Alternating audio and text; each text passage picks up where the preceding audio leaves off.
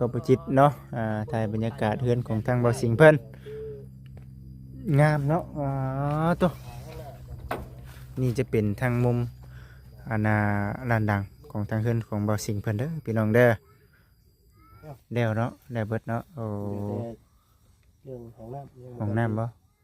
โอ้ห้องน้ำเรื่องจอน้ำนี่แหละตั้งมาเป็นมาแจ้งเขาดี ำเจ้าน้ำก็มีโอ้แม่นเราสิอยากได้เนาะเจ้าจะได้อยู่บ่น้ำจ้ะ อยากได้อยู่ โอ้อยากได้อยู่ใช่เนาะ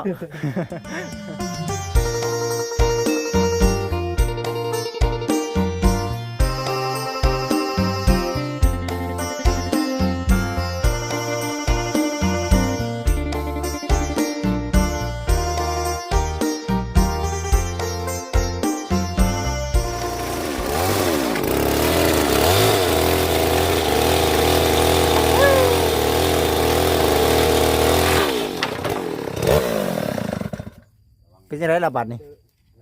เขาก็ตัดตัวนี้ออกก่อนตัวนี้มันตัดแล้วทีก็ได้ตัดเนาะ เบิ่งเด้อเนาะ ตัด ไป หน่อยเด้ ไปเนาะเอา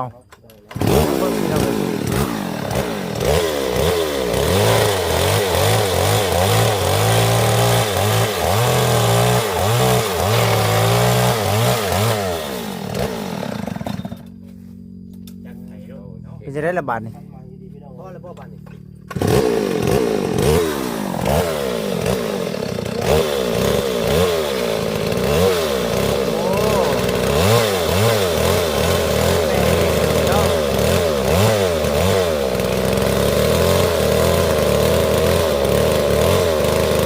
จำไม่ได้จับสุดมันน่ะเด้อจับบ่จริง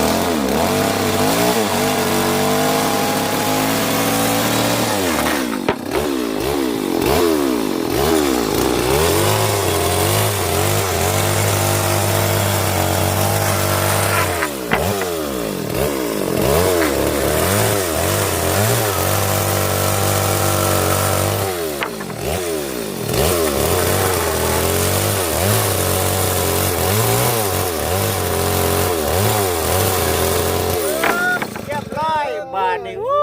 เรียบร้อยเสร็จสิ้นเนาะพี่น้อง คักแน่ดีเก็บผู้จะเก็บก็เก็บบ่ได้เก็บ ถ้าเขาสร้างแล้วว่าเขตก็ต้นร้อยเราอ่ะ เราอย่ามันดังเข้าดังออกเด้เก็บเลย ซ่อนกันไว้ได้บ่สิ เก็บนี้เอาไว้พื้นบ้าน ซ่อนกัน กา ไว้ ดกาดเอาไม้การก้อนเอาไม้สดนะ สุดยอด เพราะว่าเอาไว้เฮ็ด จะกาดไม่เงาได้ไม่เงาเขายังทอดใส่เรียบได้ฮะ เอาไอ้ท่านหิ่ง เจ้าเจ้าไม่น้อยมากาด เอ้ย ห้องพื้นมันนั่น ยังสิมีในเฮ็ดอยู่เนาะ มันไม่ยาวให้นั่นไปถอดนี่ แม่มันดอกบันไดเฮ็ดบันไดใหญ่เด้อบ่ แม่นแล้ว จังว่า จังหวะเนาะเด้ออิงตามสภาพเนาะ ภาพไม่ อิงตามไม้ได้เนาะไม้มีก็เฮ็ดเนาะ เป็นใหญ่ดอกประตู70เนาะ โอ้มันเฮ็ดบ่ได้เนาะแม่น เพิ่นไม่ทำไม่เสร็จแล้วนี่แหละ กันรายการเท่านี้แล้วมันแต่ว่าเอา รายการธรรมดาอยู่แล้ว ๆโอ้ กาดโบตอกเลิกเอาเผื่อเราไปเรามาเนาะ อืม เอาหมัดเลยนายเงินขึ้น บ้านข้างหลังแผ่นชุดท้ายเด้อ ใช่บ่ตัวนี้สุดท้ายแล้วมา แม่คนนี้ได้นี่เนาะ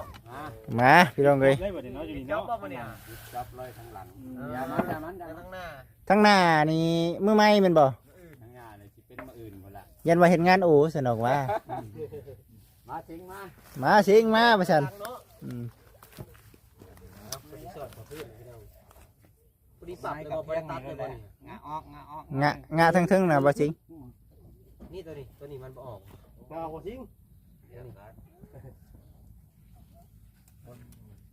อืม 2 3 4 5 6 7 8 9 10 บาเมนก็ได้นะ 11บ่11แผ่นอืม พอดีชุด8แล้วเนาะบ่ได้ตัดได้หยังอู้ บริสุทธิ์เลยติ ดีเป๊ะเนาะ ขาดเลย ใส่ผ้าเขาเนาะ ทอดรุ่น อืม ถึง2หมัดกับ1แผ่น ทอดนะมันจงใจสดมันไปซื้อหน้าแล้วละแล้ว จับ เขา เมียน มี จริงจับเมียนจับเมียน อื จับ ม จับ เอาเบิ่งไปสั่นพี่น้องเอ้ยเนาะกำลังพากันอยู่เดี๋ยวนี้ตั้งจิตตั้งใจอยู่ บ่แม่นตัว โอ้ นี้บ่ มันไม่แค่น้อยพอทอดแล้วจมไป2สด อ๋อเอาลองเบิ่งสั่นเนาะ มันคานัดเนาะ มันค่ากับเกี่ยวมันได้ ที่มันคาตัวส่วนตรงนึงตัวนี้ขึ้น โอ้ได้แล้วอืม จะได้อยู่ ได้ในกันเนาะ ไป แม่ ไป เด้อ โอ้ยเบิดเท่านี้นี่เนาะ ลงว่าไม่เลย อ่า นี่แหละยังไม่อยู่ ผู้ดีงาม ลงลงนะ ลงเลี้ยง ลงพวกใหม่เลย โอ้คัก ไม่มันกลงนี่ กงเอาลงขยับไปได้ได้สำนีได้ โอเค แผ่นสุดท้ายแผ่นท้าย เป็นสุดท้าย ไม่มันเอ็นลง นั่นแหละพี่น้องเอ้ยเนาะขอกราบทักทายสบายดี FC ทุกท่านเด้อพี่น้องเด้อเนาะผู้พ่อกับผู้จิตเนาะถ่ายบรรยากาศเฮือนของทางบ่สิงห์เพิ่นงามเนาะตัวนี่จะเป็นทางมุมลานดังของทางเฮือนของบ่สิงห์เพิ่นเด้อพี่น้องเด้อสวยงามพี่น้องโอ้ยงามถือว่าหุ่งเนาะหุ่งแท้หุ่งว่าได้พี่น้องเอ้ยเนาะพุ่นถือว่ายังแต่หลังคามันเนาะในเรื่องของทางข้างนี่นะคันว่า นั่นหลังเนาะทางหน้าชุดก็ได้ แล้วหลังคาน่ะโอ้คือสีแบบไทยงามพี่น้องเอ้ยเนาะ ว่าหาได้มุงได้ แม่นมุงหลังคาเนี่ยโอ้คักเป็นอย่างไรนี่ ขักเนาะแม่ยิงบ่เสร็จขักอีก หมื่นในมุงบ่ช่างหมื่นนี่ในมุงอยู่เนาะ มือได้มุง ในมุงอยู่ดอกหมื่น ยิงบ่เสร็จสุดยอดเลย เป็นหลังคาได้เงินแล้ว ฮึบสวรรค์บ่เสร็จ เอ้าของบ่เซนบ่นี่ฮะของเจ้าบ่ ค่อยว่าไม้ เอาแล้วมันก็ได้ประโยชน์หลายเลยใช่นี่ข้าช่างปั่นบ่เซนน้ำเด้อ วันค่อยน้ำค่อยก็เข้ามา แม่นบ่ยับซอยเด้ เออ ค่อยบ่เอาแล้วตัวบ่ได้เด้ดูได้ดิ โอ้ ผู้ใดกล่าวว่าได้ดิ โดยนั่นแหละพี่น้องเอ้ยเนาะก็ถือว่าป้าเจ้าเนาะคักแน่ดีได้พี่น้องเอ้ยช่างคนก็ได้ทั้งบริจิตเองก็โอ้ว่ะคำว่าได้ไทยหลังคาเอาหลังคาใส่ดีขึ้นในเนาะงามในเนาะถึงขนาดนี้ยังแจ่มพี่น้องเอ้ยเป็นน้ำแบบ มันเข้ากับสีธรรมชาติในได้พี่น้องเอ้ยสีนี้ได้อยู่กลางป่าเป็นสีเขียวบาดนี่เป็นสีอันนี้บาดนี่มันโดดคักเนาะนี่ทางสร้างเพิ่นก็ได้จากเขาก็ตัดปืนเนาะถือว่างามเด้อพี่น้องเด้อเนาะจิตเองก็ได้แต่ว่าในเรื่องงบประมาณของทางเพื่อนเพิ่นนี่ ของน้ายังมีก็กินรอไปก่อนช่วงนี้เนาะ โดยถือว่าแล้วเบิดบ่ทั้งบ่สวัสดีชาวจะมาเสมอในเรื่องงบประมาณเครื่องอุปกรณ์ต่าง เรื่อง ๆตัวนี้เฉพาะเฮือนนี่ หมดแล้ว แล้วเนาะแล้วเบิดเนาะโอ้ เรื่องของน้ำ ห้องน้ำบ่โอ้ห้องน้ำ เรื่องจอน้ำมีแล้วตั้งมาเป็นมาแจ้งเขาดี เจ้าน้ำก็มีโอ้แม่นเราสิอยากได้เนาะเจ้าจะได้อยู่บ่น้ำจ้ะ จะได้อยู่ โอ้อยากได้อยู่ใช่เนาะ แสดงว่าบ่จะได้ เออ บ่เซ็นไปทางไหนก็อยู่พุ่น ยังบ่ได้บ่จ้ะ ยังได้ อันน่ะโอ้ย เช่นว่าบ่ซิงบ่เอา เออ เอาไปทางไหนก็ได้ ใช้น้ำใช้เฉพาะเดี๋ยวนี้ ฮะ ใช้น้ำนั้นใช้เฉพาะเดี๋ยว ได้ นี้ ในน้อง โอ้ยเนาะเออใช้น้ำในหนองบ่ซั่นเนาะ 4 โมง อยากได้อยู่ทางบ่สิงเพิ่นว่าได้ อยากได้เลือกรู้สิเอาวางไหนบ่นให้ เอาวังไดติ เจอได้บ่จริง สิเจาะให้นะ เจอได้มุมไหนจอ เออ เจ้า แล้วจะเพิ่นน่ะนะ แล้วแต่พุทธิเฮ็ดให้บ่ ถ้าในความคิดของบ่จิตนี่มันต้องหลังบ้านบ่ ตามบ้าน หลั เนี่ย งบ้านบ่มี เพื่อ ห้องน้ำ ห้องน้ำติบ่ข้างๆซะเอาข้างๆซะ บ่ข้างหลังอยู่เบื้องนี้ แม่น เพราะว่าห้องน้ำมา แม่นห้องน้ำต้องอยู่โซนนี้เนาะ เพราะว่าคันสิเป็นหน้าบ้านเนี่ยต่อไปน่ะ มันเปื้อน มันเปื้อนเนาะ เขาเอิ้นว่าเอาขี้ฉีกออกหน้าบ้าน แม่น สูบอยากบ่อยากเฮาอาบมาใส่น้ำมันเปื้อนอยู่ แม่นแม่นความต้องอยู่ข้าง หรือว่าจังไดก็ได้เนาะอยู่ข้างนี้ เป็นมุมแบบสอดๆแนม เออ โบทิศตอนหน้าของเฮือน มันบ่จำเป็นก็ได้เนาะเพราะว่ามันในเดียวหนึงเด้ ถ้ามุมนี้นี่มันเข้ากับหน้าเฮือนนี่เพราะว่าบ่อยากถือ โอ้ เอาอยู่แก่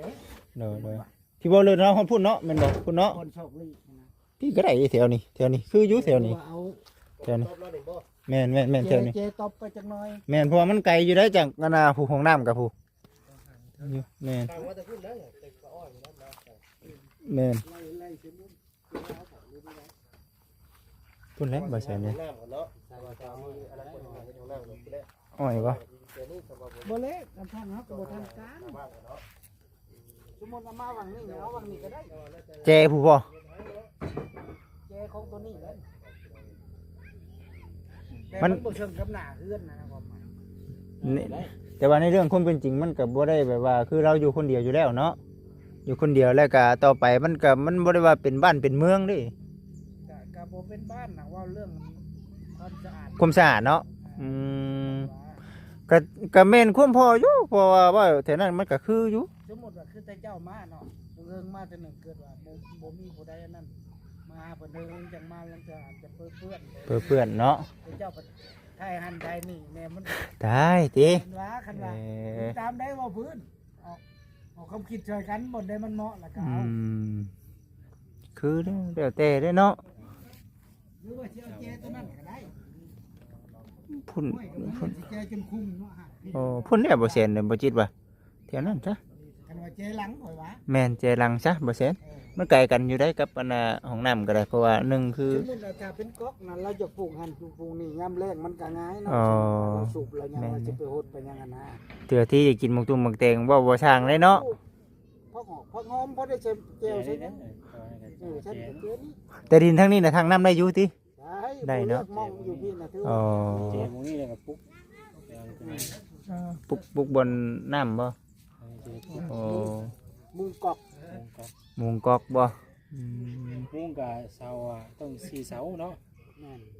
เสาใหญ่ปานใดก็ได้แหละวะเนาะ อุ้ยสำลักหูอันนี้เสากอกแต่มันได้แท้นี่ เสาทำนี่ก็ได้ หาเสาไม่แดงเอากัจะได้สำนี่นะสำเอาซื้อรักนี่เราแสน เฮ็ดเป็นชงบ่เล่นกันบ่ได้ว่าเฮ็ดชงได้ตัวนี้ อยู่กับตามหมักได้ บ่เล่นก็ได้เนาะ บ่ได้เอานี่แหละ แล้วกันเอาเฮ็ดนี่มันก็เปื้อนกับโมเดิร์นแปะไปแล้วก็แล้ว มันเอาชั่วเดียวสิเนาะ แม่นเอาไปนั่นแห เอา ละ มุงเทิบโดยที่บ่มีคอนตัวนี้ ถ้าว่าเฮามุ้งไว้เป็นจอมแล้วมันนั่นน่ะ มันจะเป็น มันเห็นได้เฮ็ดหลายเทื่อ หลายอย่าง แม่ อันนี้มันเป็นชั่วเดียวแต่เฮาปลุก สมมุติว่าเฮาปลูกเนี่ยเอาแต่เป็นลงบ่สิเอาบ่เอาตัวชานตัวมะกอก แม่น เอา เอาสิรถเด้ เป็นคือลักษณะลังตัวนั้นนะลัง เอ ตัว อ นี้นะ แบบลังใหญ่ ลังใหญ่นะลังใหญ่เป็นนึงสินะ บ่ขออนุญาตนำแบบคือเฮือนแมวสาช่วงแรกนะ ไปนั่นน่ะมุ้งเนาะอย่าง สมมุติว่าทางเฮาสิสูบเนาะเฮาก็เอาทางพี่เนาะ ขึ้นสูงเด้ ก็ต้อง4เสาคือเขาเนาะ สี่เสาสี่เสา แต่ว่าการมุ่งมันสิสบายกว่า อ่า บ่เปลือง เอาใส่สำสังกะสีอัน12ฟุตนี่เนาะ ไม่ยาวโพุทพี่ผมพูดอ่ะ ฮะ 8 ฟุต8 ฟุตก็โอเค มันกว้างมันก็ได้ห่มหลาย แม่นบ่แต่จะเอาประมาณจักกันนาเม็ดบัดนี้เม็ดคุณจักเม็ด จั บั ก ด เม็ นี้ ดจ้ะ2 ฟุตยาวแต่ว่า 12กะเจ้าไล่เผื่อคอนมันก็เหลือแต่3 เมตร เอาจากเพนก็ประมาณจักเพนก็ประมาณจักเพนจังกะสี 7-8 แผ่น โอ้7-8เพนนี่มันไงแต่บ่ได้กวางอยู่เด้กวางได้7-8เพน แผ่น 6เพนพอดีงาม 36เอามนทุน บ่ กัน6เป็นแล้วก็ดิมน 6 แผ่น7 แผ่นนี่แหละบ้านนี่แหละเนาะ อืม อยู่ในระหว่างนี่แหละ นี่เด้พี่น้องเอ้ยเนาะ ไปเดี๋ยวเฮาเฮ็ดเพิ่นเลยจัง ทางบ่สิ เสาง ก็ เพิ่น ให้ว่านี่ก็หาไว้ก็ได้พ่อยเสาก ำลังสิพากันเนาะ หาเสาหลอดเอา เอาหลอดเอาติ มันสมมุติว่าเฮาสิเทปูนนี่เนาะเสาดิบมันก็เสียนะ อืม บ่ยังสิได้เทพื้นอีกนะ วันว่าคันว่ากอกมันต้องได้เทเป็นสี่เหลี่ยมมันน่ะ แต่ว่าตัวเฮ็ดมาพุ่นแล้วบัดแล้วพุ่นแล้วกันนั่นน่ะแต่ว่าบ่รู้ว่าสิให้เฮ็ด มันสิถึงคนในโลกเนี่ยพุ่น บ่เป็นหยังนะเฮ็ดไปเลยเก่งได้ผู้นี้ได้เนาะ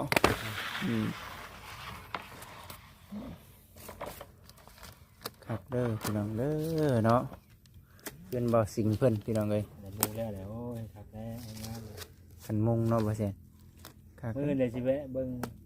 ประตูน้ำพอนะ ประตูอันนี้บ่ เพิ่นมาทางน้ำได้มื้อนี่ ทางน้ำบ่มือ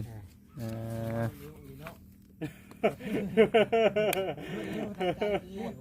เอาไปดิ เนาะ เออ ครับน้ำบ่ทันนี่เนาะจะหน่อยเราให้นะฮะเราให้นะฮะ ผมได้ทันใช่เนาะ ใช่ข่าวว่าเฮือนยังบ่แล้วผมเอากอก แม่ น้องคิดบ่คือเราว่าโอ้เราอย่างนี้ข่าวดีว่าซั่น นอนอยู่ไม่คืนดิวะ บ่ได้ติแล้วสิเว้านี่นี่โอ้แม่นๆแม่นๆอยู่ได้พี่น้องแล้วยาแล้วบ่เดี๋ยวนี้ฮะยาเว้าแล้วบ่ว่าโอ้แม่นๆแม่นๆเด้อแกบ่แก้แกล่ะแก้ตัวนี้เด้แม่น แกเถื่อกินแล้วเปล่า เนาะ ยุงลายน้อยๆเด้ ดูตัวน้ ยุ อง ย ปลาเนาะ กินแล้วแกเสือกินบ่กินเสือเดี๋ยวมันมากินเจ้า แม่นนั่นแหละ บ่กินเสือยุงแถวนี้ จักเพิ่นก็บ่เสียนสังกะสี อันกซีเลยบ่ อันกว้างๆมันนี่น่ะแมตได้นี่ สั่งน้ำบรรณาทรายนี่บ่ พอดี12แผ่น สั่งน้ำใส่ก่อนนี่ บรรณาทรายเด้หมองทางนี่นะ หันจีนนี่บ่ ฮะ หันจีนตัวนี้บ่ หันเวียดเด้ โอ้หันเวียดบ่ เปิดใหม่ใช่ปะ แต่ว่าก็ โอ้ โอเคมัน โอ้ยมันก็โอเคแล้วนี่พอดจักนี่เม็ดชาวจักเม็ดชาวบ่นี่กลมๆมัน บ่แมตนึงแล้วอะ เม็ดหนึงบ่ เจ้าไม่เศร้าเจ้าว่า เม็ด เฮาเรื่อง เช้า มัน เด้ แมตนึงบ่จักแล้ว เม็ดชาว เป็นเช้าได้ เม็ดชาว เป็นเช้า กวแล้วมันข่อยบัด80ข่อยเอามาอยู่ห้านข่อย เซน แม่นหาเส้นบ่ เซนอะเดี๋ยวเม็ดนึงนี่บ่เป็น สีไปเดียวกับหลังคาเฮือนได้บ่เส้นหลังคาห้านข่อยได้นี่ เช้าปรับพอดีเลยได้ เจ้าสีเทาสีตะหมู สีตะหมูสีตะหมู เนี่ยเป็นสีแดงอ้ำ มันได้งามบ่ซะนี่ สีแดงอ้ำ ได้งามบ่ซะคิดว่าสีตะหมูได้นี่เออ มันเข้าเว้าหรือบ่มันจะเฮียคือมันจะเป เออ เรือทันนี่ เฮ้ยพี่น้องเอ้ยเนาะบ่สิงเนาะ เรือไม่เช้าแบบคิด ดีใจแล้วนี่เนาะ แล้วมันเกิดตามบน คุณแลพี่น้องเอ้ยมื้อนี้ก็มายินดีนำเบาสิงเพิ่นพร้อมกันกับทางทีมงานเฮาพุ่นแหละมื้อหน้ามื้อในพุ่นแหละเฮาสิถ่ายคลิปให้กับพ่อแม่พี่น้อง FC ใหม่มื้อนี้วันนี้บ่จิตเองพุ่นแหละเดี๋ยวสิไปรับชาวมีนาก่อนอยู่หน้าพุ่นแหละเดี๋ยวสิเอารถเมื่อไว้เฮือนพี่น้องเนาะเอารถเมื่อไว้เฮือนบ่จิตเองก็สิไปนาไปรับมีนาเพิ่นมานอนเฮือนเนาะและมื้ออื่นก็สิไปเอาสิ้นหมูอีกเนาะนี่ก็ว่าฝากพ่อแม่พี่น้อง FC ทุกท่านเป็นกำลังใจให้ทุกทีในเด้อพ่อแม่พี่น้องเด้อมื้อนี้วันนี้ก็ได้จังได๋ก็ฝาก FC ทุกท่านเป็นกำลังใจให้โฆษณาเข้ามาแล้วอย่าเผากดข้ามโฆษณาเด้อพ่อแม่พี่น้องทุกท่านอยู่ดีมีแฮงก็จะจากโรคภัยไข้เจ็บทุกประการพี่น้องเอ้ยก็สำหรับคลิปนี้ก็กล่าวคำว่าสบายดีพี่น้อง